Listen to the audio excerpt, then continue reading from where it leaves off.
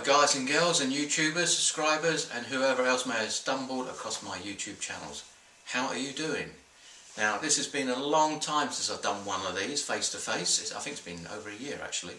I haven't done many lately, but I was going to do one about a little gig I had the other week. I may do that as a separate video, but I had a few messages come through which I wasn't getting. I don't check my Gmail account, and that's where the YouTube questions come through. And maybe I should. And somebody was asking me, and I did reply, but in case there's two questions actually. One was a long time ago, and one was like only a week ago. And my apologies again. Somebody was asking me how have I found my FTB Virtus CS1000 system, and I think they're fantastic. I think it's great. The sound quality is great, everything about it is great. I've got no problems about recommending it. Unfortunately I don't use it a great deal. I've got it to go to bigger venues when it's got a lot more people. Unfortunately it's all been a bit smaller venues and not so many people. But I like getting them out when I can, and the sound quality is really, really good. Hopefully I've answered that question. I have replied back onto the YouTube clip that people asked. Again, my apologies because I wasn't getting the emails through because I don't really look at my Gmail account, but I've learnt something. I will now check my Gmail account. The other thing, we'll talk about a Gmail or Google. So Google Plus is closing down. Not too sure if that's a good thing, a bad thing. Yes, I did stuff on Google Plus because you do, because it's Google, and it all helps. But it's closing down. I'm not too sure if it closed down. It's closing down now in March or closing down next month, but I know it is closing down, so my activity with Google Plus has stopped. Not too sure if that's a good thing or a bad thing. Google obviously just stopped it. The other thing I've been asked, and this is the reason why, we're in March now, and we're well into the new year, and this is now my 48th year DJing and my 28th year as a mobile DJ. And someone did ask me, sent me a question about what do I find is the best way to advertise? Now, I'm not going to ask you to say, yeah, give me your Skype, give me your PayPal account and we'll do a Skype one-to-one. Don't do that, not into that sort of thing, because I was given free advice many, many years ago by many people, free. First of all, has anyone seen the latest edition of the Yellow Pages? This is the last year Yellow Pages is coming out. It's about an inch and a half thick now. It's really, really thin. It's the last one. And when I first started being mobile, it was like you had to be in it because there's no other advertising outlets. But somebody's asking me about how. First of all, my experience. Who am I? I'm not a marketing expert, although I did have a marketing company some years ago which I sold. But anyway, that's another story. First of all, websites. There's two ways to achieve results on websites. An instant one, like overnight, will be what they call Google Ads. Historically, they were called PPC, pay per click, and now it's an auction. You bid to get your site on the first or second or third on that first page. That's instant. The other one is organic, organically grow. That takes some time. Now, what I will say is a couple of things. First of all, Google do like established URLs. My URL is about 12 years old. They do like URLs that have been established. They put some kind of trust into it. The other thing which Google like is HTTPS. So it's a secure site. They like that. Now, by them liking things will help organically grow. So if you have got a website that's just HTTP, then I will suggest that you go to your host and ask them about HTTPS. It's not a lot of money to go S. You don't have to do anything. They sort of just do it their end. But Google like that. That's organically grow. I'm not here to talk about SOE and Google ranking pages and blah blah blah, because people are more expert than I am. What I will say is that I get hit lots of time every day on email about Google rankings. Let people find you. People can't find you. I never ever reply to them, because once you reply to them, they know that it's active and they'll keep flooding you. I laugh at some of the emails saying people can't find you, and I think to myself, you found me. because they've emailed me. But I don't email them back because they'll just know it's a live email account and they'll keep hitting you. So you can go down that route. What I would suggest you do is look at your website and what are you portraying yourself as. If you're specifically looking for, obviously, wedding bookings, wedding gigs, then look at your website and does it scream or shout, I'm a wedding DJ, as opposed to, I'm a party DJ, I also do weddings. Now, years and years and years ago, my first website was a cut and paste, so it's a banner on the top, sides and bottom, black, and that was it. If you look at some wedding, I always look at other wedding DJ sites and see what's going on. But I will say that those of you possibly just using black backgrounds should have another look if you're really looking for wedding bookings. If you're not, then that's fine. But if you're looking for a wedding, have a look at other sites. Choose colours that are friendly, bride friendly, very light colours. Have a look at that. I would suggest that you get a professional to look at your website. Look at the other way around. I'm a web designer, I'm a great web designer, but I can do your party. Now, I'm a DJ and I'm going to do my own website. Google changed the goalposts and algorithms, they change it all the time. It's not my job to keep in touch with it all, but it would be someone's job who's a professional at it. So I would suggest you invest money in it. The free website like Wix and that sort of stuff, you can tell that they're cheap or inexpensive. That's the word, inexpensive. The look and feel. I'm going to a little bit more about buckets and stuff like that. I don't do that. The other thing is, social media is such a massive thing now. There's obviously Facebook, there's Twitter, there's Instagram, there's Pinterest. I don't know if I missed any out, but which ones do you think would help you? I don't personally do Instagram, but Instagram is more visual. Okay, you take a picture of your rig. I mean, you know, that's it. I've used Pinterest. I'm not too sure why really, but it just helps to have it somewhere else. Yes, I use Facebook, and yes, I use Twitter. What I will do very quickly about Facebook is that I noticed that a lot of people who are DJs or other businesses use their personal Facebook to advertise their business. And the other way around, sometimes there's a business website that has some personal stuff. You've got to keep them separated. It's like laptops. I'm not a laptop DJ yet. If you saw my gig on New Year's Eve, I just tried it a bit. I'm still trying to figure out the folders on, it's doing my head in. But anyway, it's another story. Only use your laptop for DJing, not for surfing, not for putting pictures on, not for doing this, not doing that. You keep it completely separate. Yes, we all know that.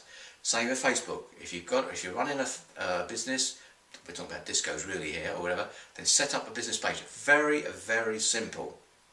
The key is consistency. Consistency, consistency. Advertising. Well, I see people that say advertising works, and I see people that say advertising doesn't work. For me, I tried it several times. I had several goes at it myself, and I've got to say, put my hands up, it never helped me. I then passed it on to a digital marketing company for a month, and nothing happened. And when I went back to them and I had a chat with them about the results, they were pretty surprised about it. Now, I stopped doing that. What I do myself is that I link me into quite a lot of local, just outside local groups, wedding groups, and I drop in adverts ever so often there. These wedding groups only possibly allow you to do it maybe once or twice a week, not every day. On your own Facebook page, do you go into your insights? Do you look at your insights? Do you see when your people, I say your people that look at your website, your Facebook page, my apologies, what time of day they look at your page? If they look at your page, if most of your people look at your page at 12, 1 o'clock in the afternoon, then why are you sitting at home at 7 o'clock in the evening putting your adverts on your Facebook page? Because people aren't looking at it then. You can schedule in that stuff. I said I'm not going to sit here and talk about it all because that's another subject altogether. But you know, I've done all this down the road, so I'm not going to ask you, do a 1-to-1 and you know, my PayPal account. I know people do that. I'm not going to tell you how to mix either because I'm no good at mixing. Those days are gone for me. I've got a Kenwood in my kitchen which is better than mixing than me. Hey, but that's that. So yeah, so people have asked me, a couple of people have asked me about how do I get out there and stuff. Wedding fairs is another thing. That's a bone of contention for me, right? It has been for a couple of years. Some of you may have done wedding fairs, some of you may have looked at wedding fairs, some of you may be successful at wedding fairs, some of you not successful at wedding fairs. I will say, like most things in life, wedding fairs have changed dramatically to what they were. Also with wedding fairs and the organisers, there's this lovey-dovey bit. You know, they look after their friends and stuff like that. Because you wonder, how comes they got a bigger pitch or bigger, and they're all paying the same price? I got, this week, today is Sunday, this week I got hit twice with 2 emails with 2 wedding organisers asking me if I want to go to certain wedding fairs at reduced rate. Obviously they got spaces and they can't fill them.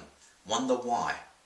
If you're going to go wedding fairs, ask the person who's organising it, what's their split with marketing? Remember, you're giving them £70, £100 and there's 16 others or 20 others, whatever. What's their split? You know, is 10% of that fee and good enough? No, it's not going to be good enough. So you need to find out from them what's their split on their marketing. Facebook particularly. Forget about banners for a time, about Facebook and stuff like that. How much are they spending on it? That was the key thing. Again, I'm not talking about too much about it. I just noticed a big change. I don't do that many anymore. I did one last month, I'm doing one this month. And the one I'm doing this month is free. Because the organiser who organised it last year in September, nobody came. And that's the first time I did a wedding fair for that particular organiser. Nobody came. And I sort of said, you know, very disappointed about the footfall. And she said, I'll give you one free. So I decided to go back to this particular venue and I'm getting it free. She was the one in the emails I had saying, are you interested in, who spent out his email saying, is someone interested in filling up these spaces? So yeah, ask about, find out about them, find out what the split is. Going back to your own Facebook, be consistent on your own Facebook page. Consistency is the thing. Line yourself up to as many local, possibly wedding Facebook groups as possible. What I see, I'm maybe like the rest of you, I'm also attached to a lot of Facebook groups for DJs.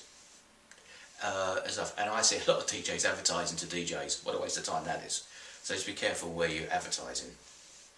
The other thing you want to be careful of is people say, look at my rig. And of course they get slated most of the time. Unless you want to go down that road, don't bother to show your rig to these people. Some people are very nice, a lot of people aren't. So, you know, just bear that in mind. And yeah, so this is the first time I've done anything like this for some time. It's March now, as you can see the wet weather. It's a bit damp and miserable here in the UK. We had a bit of a heat wave last week. If you're in the UK, you know about that. It's a bit wet. It's now typical, I think, February weather, but it's March. April showers and that sort of stuff, but it's March. Yeah, so if you want to ask me questions, then please feel free. I'm now checking my Gmail account. That's where the YouTube messages come through. And I haven't been on it for a while. And I also haven't been on my channel anyway, so there's not much I've been doing. I just left it for a while. I've mentioned this before. When I first started to go on YouTube, which is some years ago now, and also I noticed that YouTube removed some of the stuff. Anyway, a lot of those guys I used to follow have gone, and they said they couldn't be bothered, there's nothing new, etc, etc. Initially I set up the YouTube channels to show other DJs about the setups and the room and the venue, blah, etc, etc. So that's probably not the right selling tool if you're going to say to brides or potential customers, look at my YouTube channel. So maybe there should be a separate one, I don't know. Or maybe we should do 2 videos. Video log for DJs and, hey, potential customers type of thing. And I don't know what you think of how you do that. But, yeah, so, sorry you had to sit there for the last 5 or 6, 7 minutes and while I'm talking about this stuff. But those of you who asked a question, I hope that may help. It's really in-depth stuff about marketing now because of the websites with SEO, etc., and WordPress, non-WordPress, Facebook. The algorithms changed. Newsfeed, you know, it's all about seeing those ads on the news feeds of people that you potentially want to hit. For me, I'll tell you, I'm looking for females, brides, engaged in the last 6 months in the 20-odd, I think 30-mile radius, I think it was. That's the capture, and you sit there and wait. But That's just a quick thing, that was actually, if that helped you at all. But consistency is the thing with the Facebook. Wedding fairs, because it's wedding fair season now, March, April, and then sort of September. Some do open evenings in the summer. Find out the split. Find out the split of the budget, marketing, and see what you think about that. But I said it's changed. It's changed. And my theory on that is that if you're in with an organiser, you're in with an organiser. Because you tend to see the same people. My experience was same people with the same wedding fairs, the same organiser. They're all pally-pally. It's a business. There's no pally-pally as far as I'm concerned. It's a business. And with that, I shall leave you. Thank you for your time if you've been watching. I don't understand sometimes where I have like a couple of thousand subscribers over a period of time and only 6 people view. I don't quite get that. I'm not asking you to press buttons, to click, subscribe, because I'm not going to be a millionaire. YouTube's not making me any money. Most of the videos I do, and possibly other DJs, they're copyrighted, so there's no money available for it. Some guys, as you know, there's some guys out there who do 3 or 4 5-minute videos. They do a lot, and you know, they're after your money. I'm into streaming, and I get a lot of there's a lot of YouTube guys, and they do like oh, it's a new add-on, and it's only 5 minutes, but they do 3 a day. Rather than waiting to all of them, they do 3 a day, because that way their monetary goes up. Although it's only like a penny, half a penny, it all accumulates. So I ain't getting money out of YouTube. But so it's up to you if you want to subscribe, like, even dislike, etc, etc.